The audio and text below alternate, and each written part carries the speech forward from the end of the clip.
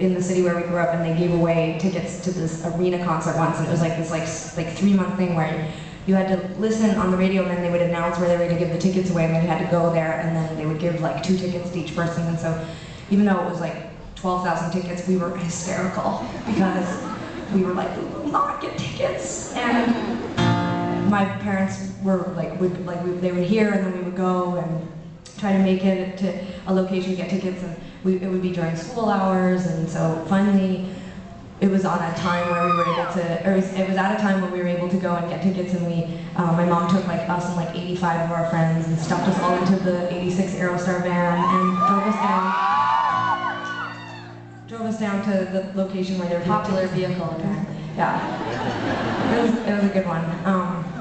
Anyway, so we all got tickets and we were so excited, and a couple weeks later we went to the show, and it was a bunch of Canadian bands, most of which are not playing any longer. And we were joking about it the other night that like all of them had like one song that we knew, but it did not matter because the amount of energy and work that went into getting the tickets meant that we were absolutely hysterical once we got there. And we didn't even have tickets in the bowl, we were like in the bleachers around the bowl. And when the first band came on, like it was like immediate, like we were just at that age where it was like as soon as music started, you started to mosh, you know? And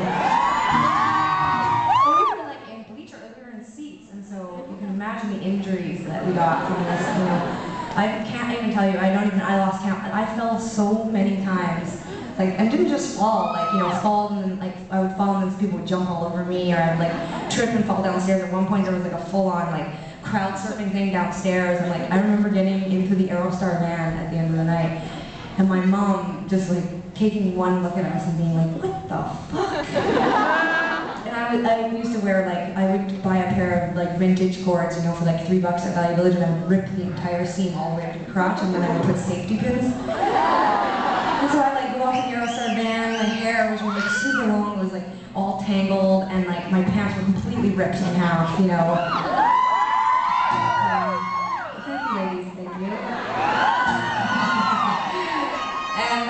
And my mom, like, she was such a trooper. She just like totally appreciated the enthusiasm we had, and you know, she would pick us up, and we'd all, you know, maybe have been doing a little bit of this and a little bit of this, and she would put like Sinead O'Connor on, like so loud, and it'd be like,